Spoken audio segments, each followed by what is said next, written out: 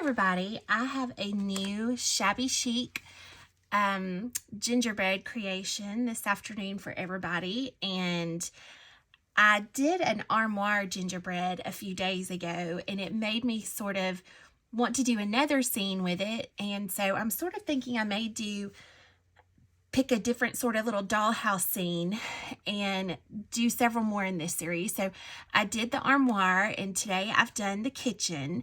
So I'm sort of thinking it would be fun to do like a bedroom and maybe like a library and a sewing room.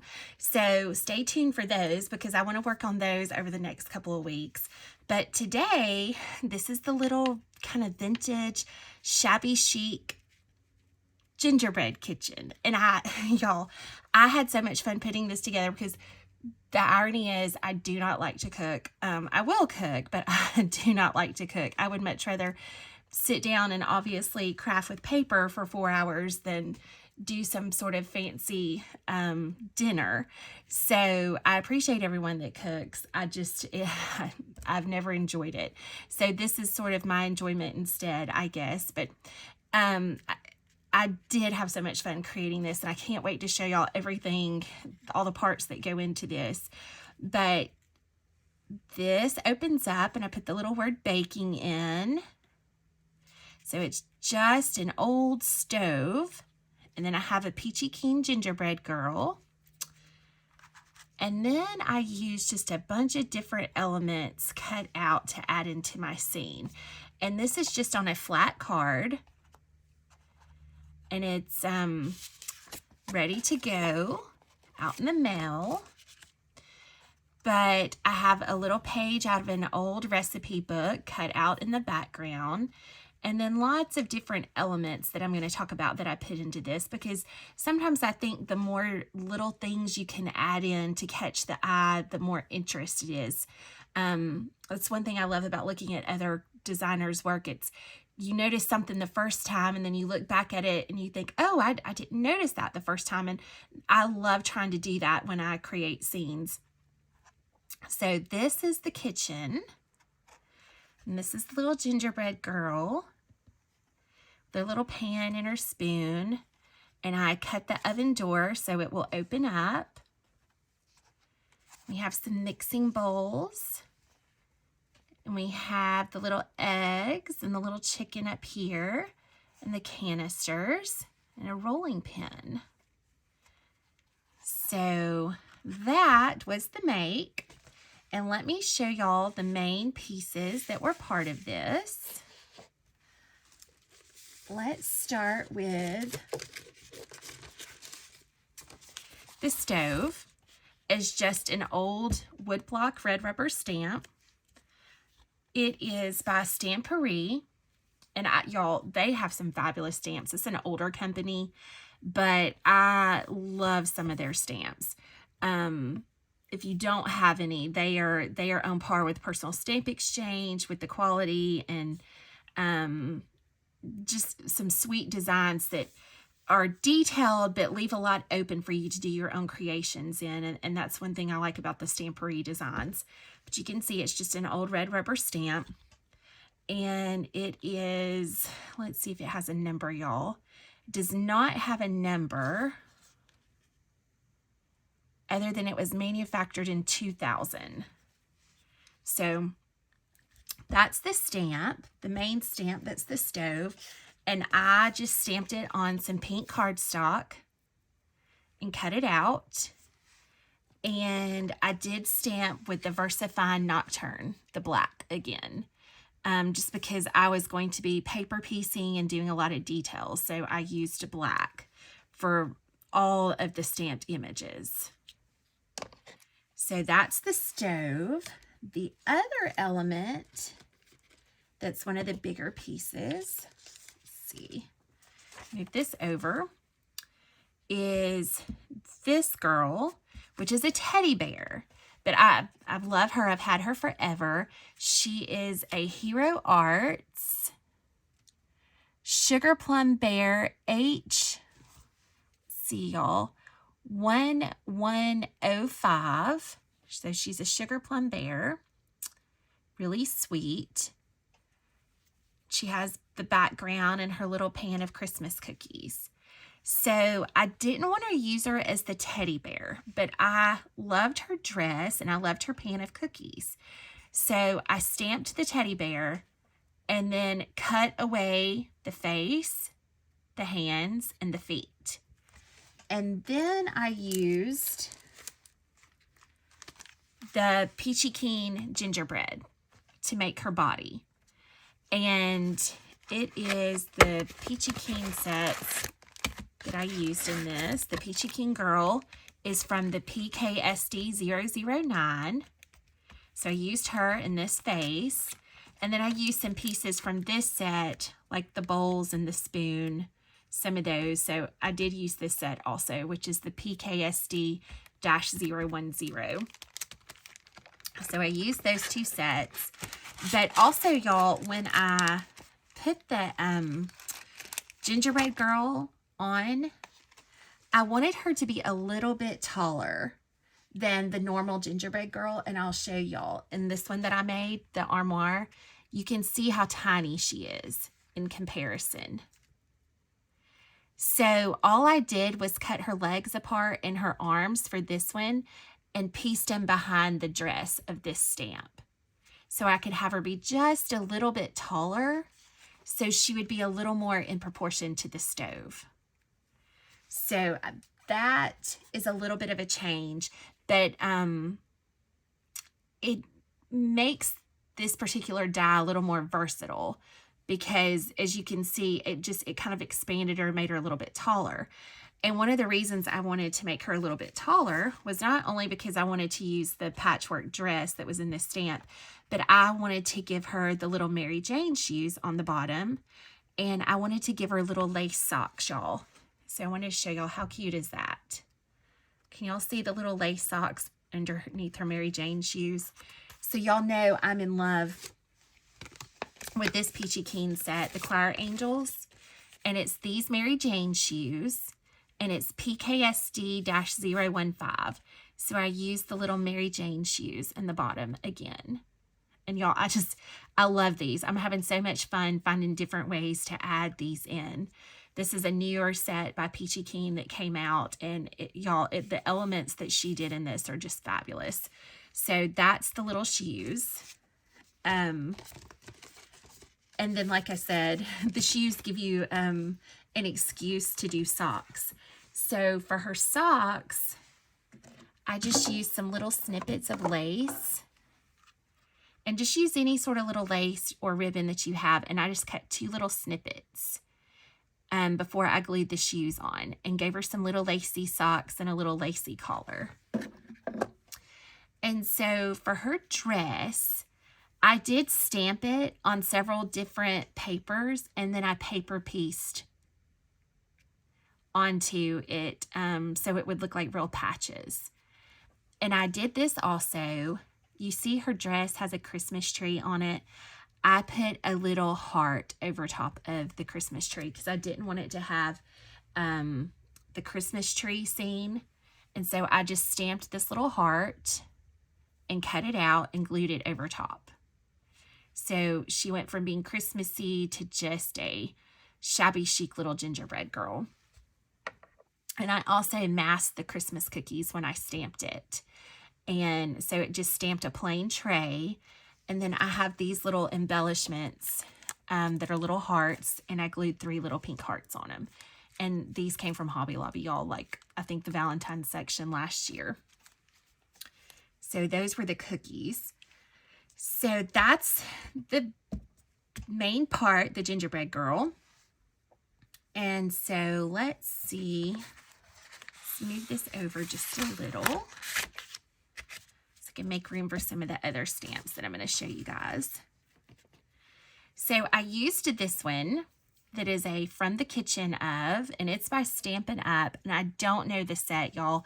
I've probably had this, oh my gosh, 8 or 9 years, purchased off of, I'm sure, maybe eBay or Etsy, secondhand market. But I always loved the little scene for this. And so I cut this out, and then I just paper pieced for this also.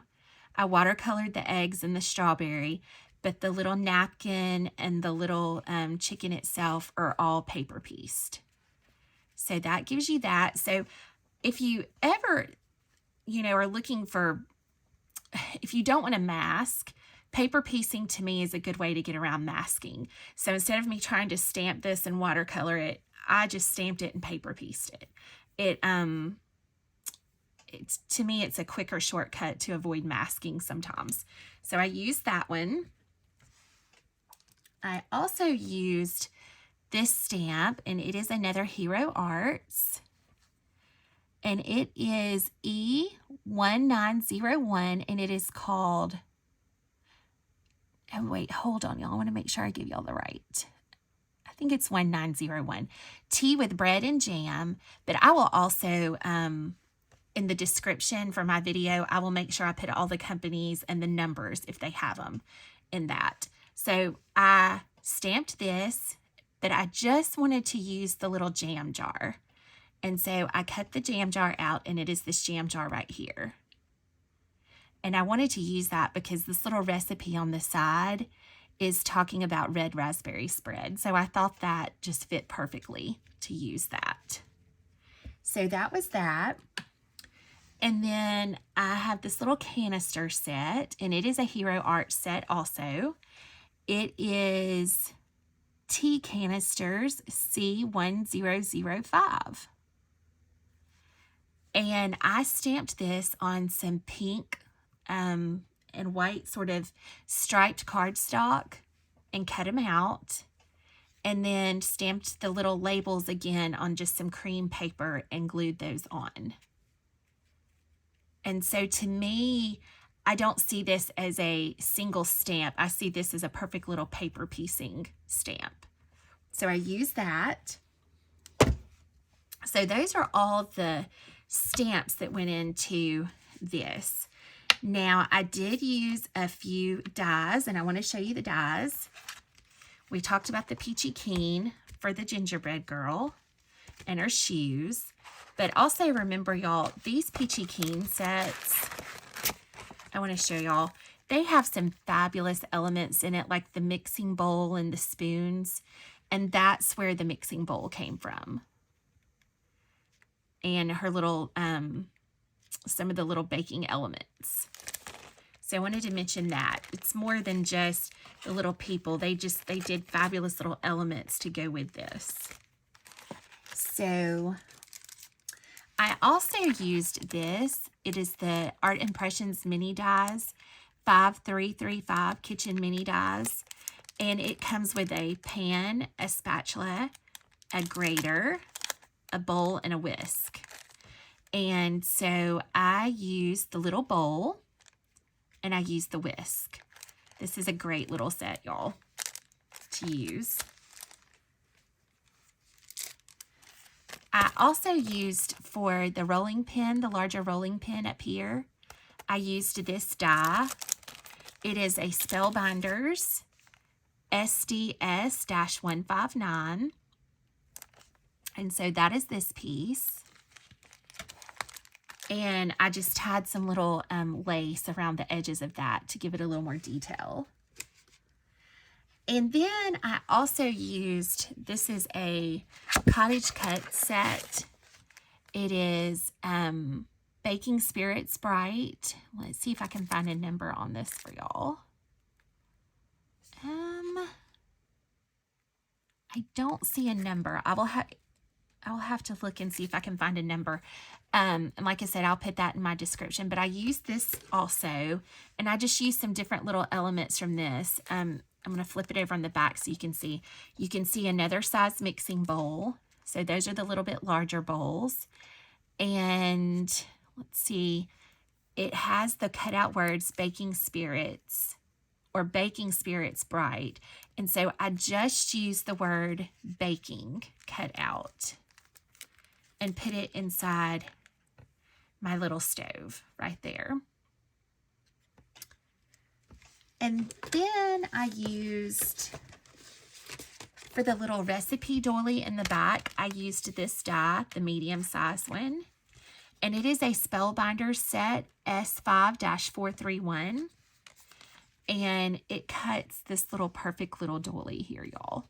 And it has such an old-timey look. I love this. This is an older set. I don't even know if they still make it. But it is one of my favorites. And I want to show you. It gives you all the pieces to layer it in if you wanted to. It's a great little die you can have a lot of uses for. So I use that. And for the recipe, I have an old cookbook. I think it's maybe one of the Southern Living larger hardback books I got from our thrift store for $1. And I just pull pages out of it. And I used the die on it to cut this recipe out. And I like their books because they're a little bit larger. It allows you to kind of play with where your placement a little bit more. But y'all, if you don't have an old thrift store recipe book you use in your crafting, go thrifting and see if you can find one, because it's so much fun to look for little words to add in. Like this has angel food cake, and so I saved it for another project so I can just cut that out and add that in one day. And so it's just fun to kind of look through and think of using these and cutting the words out and adding them in as elements. So I wanted to mention that. And those are all the pieces that went in to this card. And you don't have to have all of these different pieces. Use what you have.